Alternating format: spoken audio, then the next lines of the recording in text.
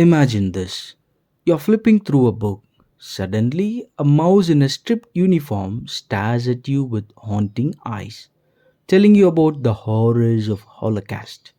Or, in another book, you're following a quickie detective unraveling secrets in 18th century Calcutta. And somewhere along the way, you laugh, ponder, and marvel at the artistry of it all. Sounds fascinating, doesn't it? Welcome to the world of graphic literature, where words and pictures come together to tell stories that linger in your heart and mind. Hi everyone and welcome to this immersive e-tutorial, and I'm Prasanth Arokia Samy, Assistant Professor of English at St. Joseph's College. And I'm excited to take you on this journey into the fascinating world of graphic literature. When you hear the term graphic literature, how many of you think of superheroes in tights saving the world? Or maybe you picture manga protagonist with spiky hair yelling, "Believe it." Well, you're not entirely wrong.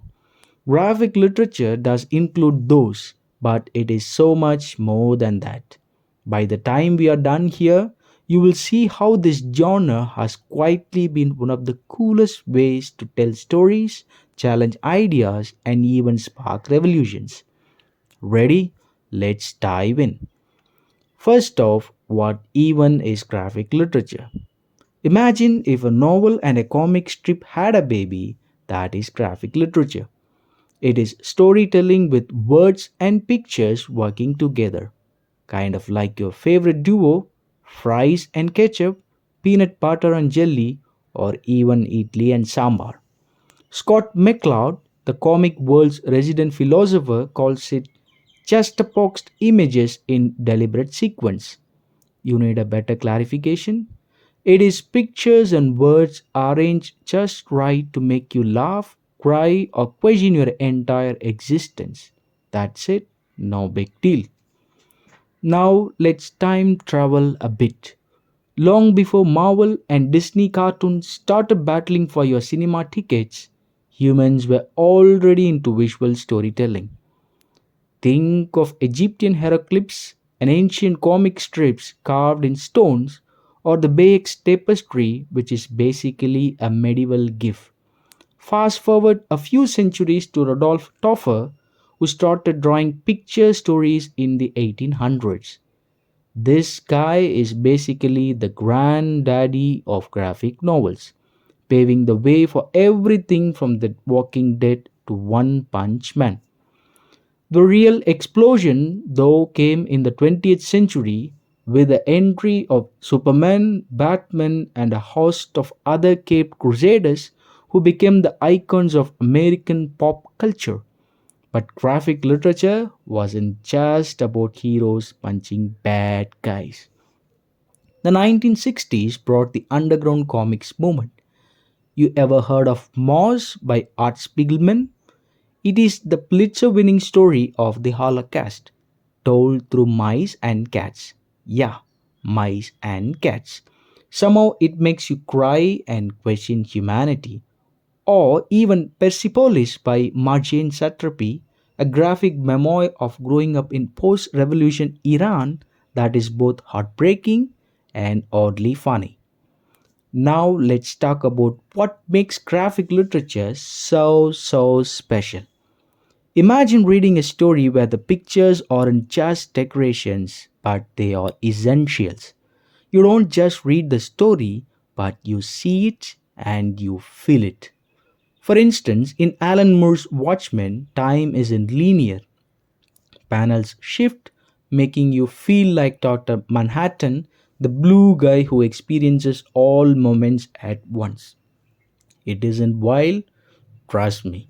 Graphic literature also invites everyone to the party, whether you are young, old, nerd, jock, or someone who just like pretty pictures. What is even cooler in it? Graphic literature isn't just for entertainment. It is sneaking into classrooms and boardrooms, teaching visual literacy and critical thinking. You want to study cultural identity? Read out the text American Born Chinese by Jean Lun Yang. You want to understand civil rights, you go for John Lewis's March Trilogy.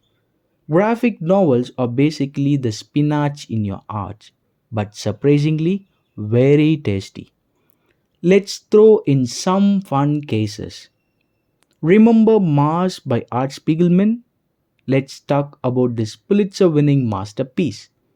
At first glance, you might think it is just a quirky animal story. The Jews are depicted as mice and the Nazis as cats. But don't be fooled. This is not Tom and Jerry. It is a gut wrenching tale of survival, trauma, and memory set against the Holocaust. Imagine you're watching a Tamil classic like Punnin Selvan, where history unfolds not as mere dates and events but through deeply personal stories, and that is Moss. Spiegelman uses animals as metaphors to strip away biases and let's focus on the raw human essence of his father's Holocaust experiences. The brilliance of Moss lies in its layers. It is not just about history, it is about how trauma ripples through generations. As Spiegelman interviews his father Vladek, we see the challenges of understanding and retelling such monumental pain. It is like how your grandparents might narrate their partition stories, not just about survival, but what was lost and what shaped the person they became. Let's discuss about our Indian contributions.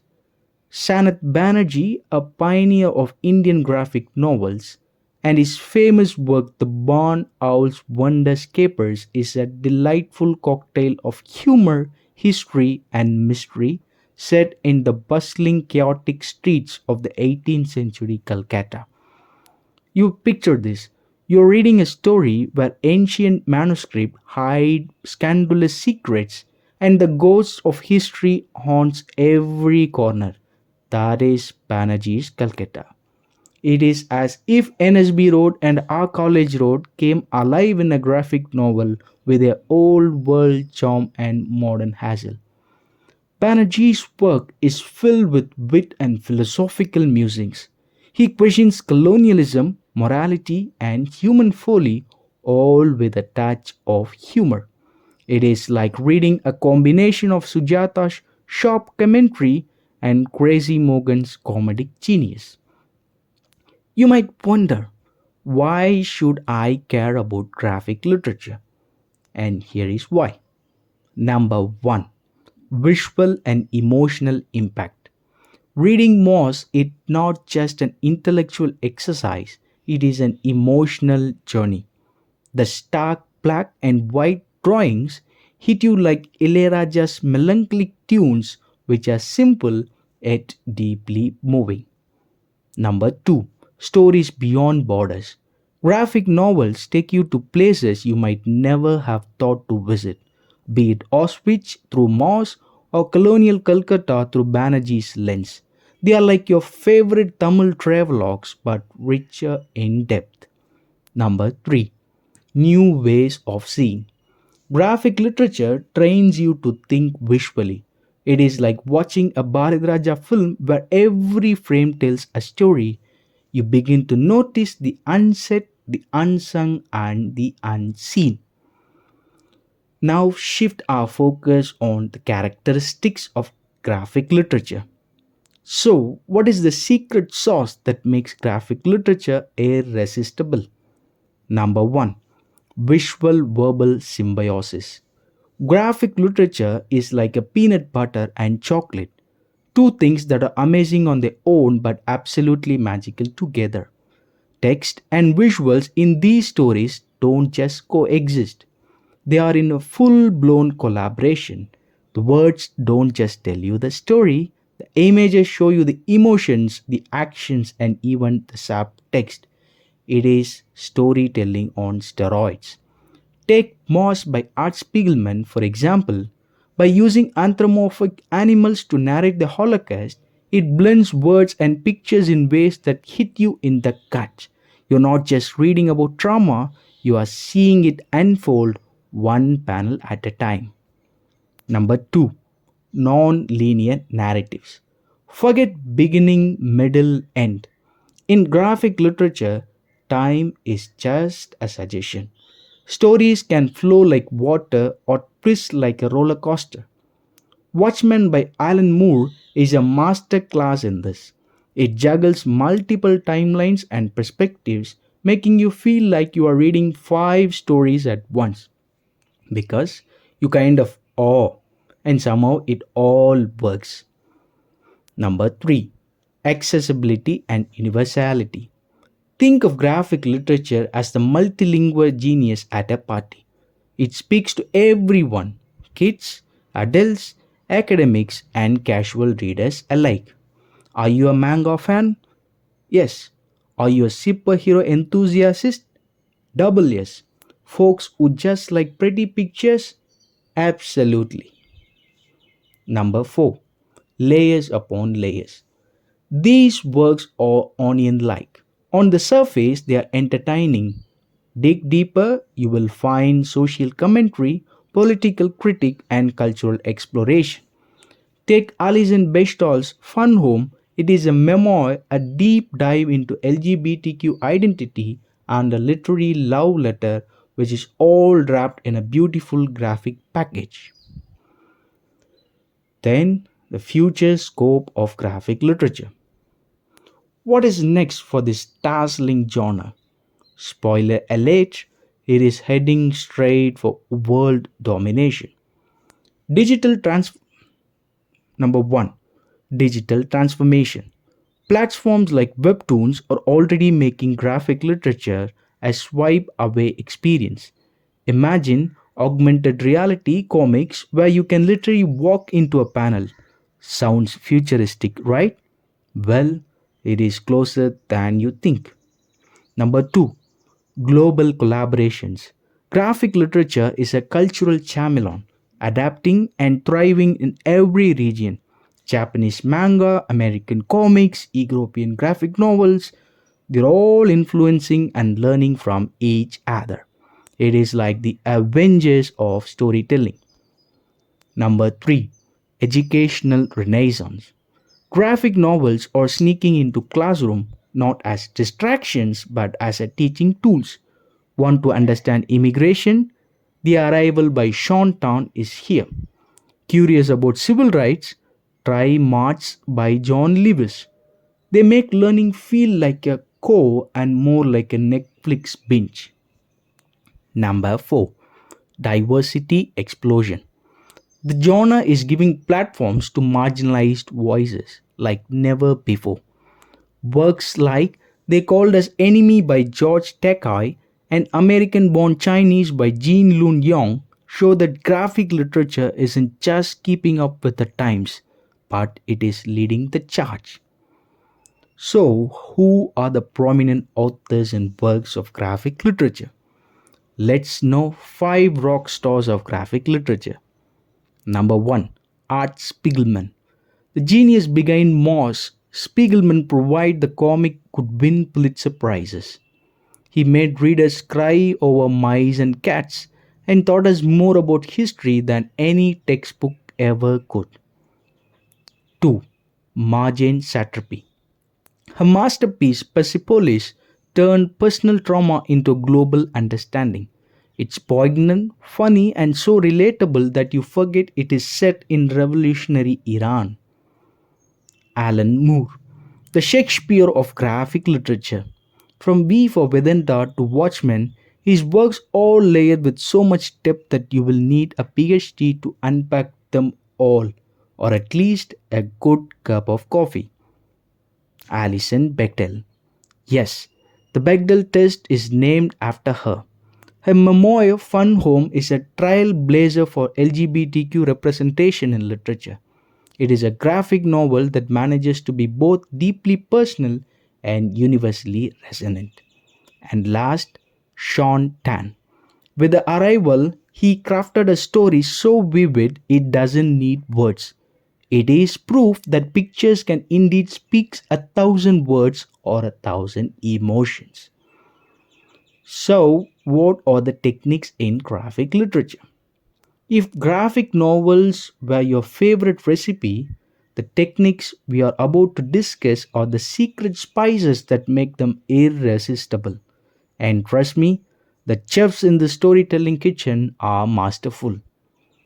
Number 1, panel layouts, the architecture of imagination. Think of panel layouts as the floor plan of a dream house. The size, shape, and sequence of panels guide you through the story. Want action? Bam! A dynamic full page splash. Need tension? Add tiny fragmented panels that build suspense like a heartbeat speeding up. Take Watchman by Alan Moore for example. Its symmetrical 9 panel grid doesn't just look pretty, it mirrors the obsessive clockwise precision of its plot.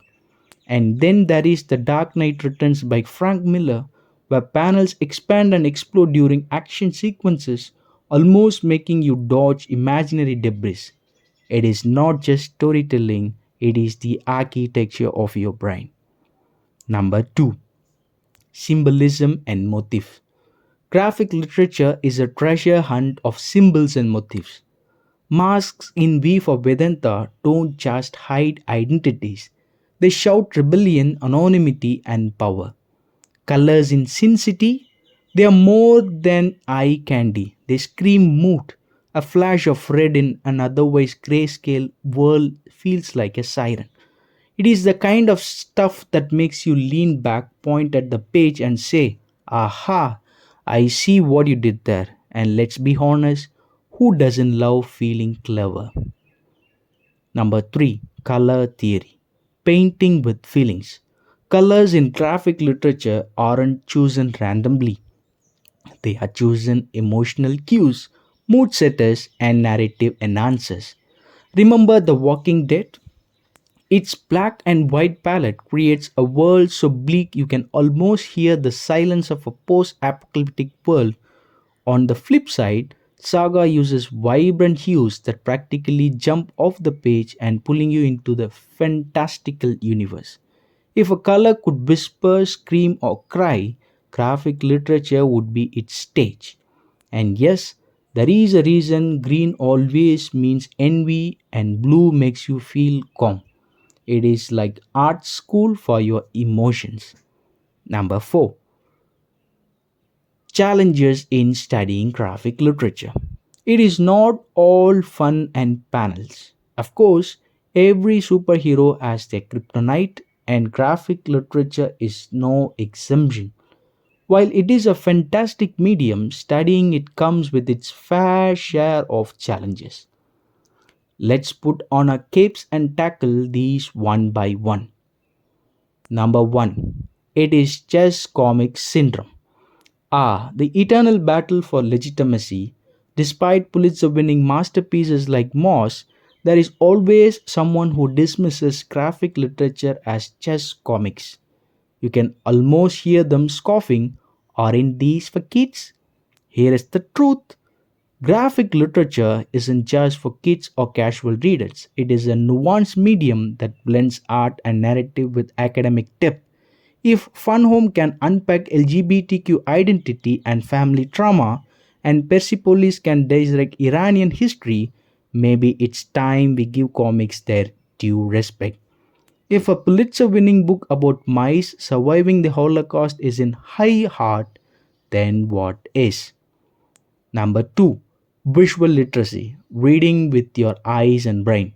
Reading graphic literature isn't just about skimming words, you have to read the visuals too.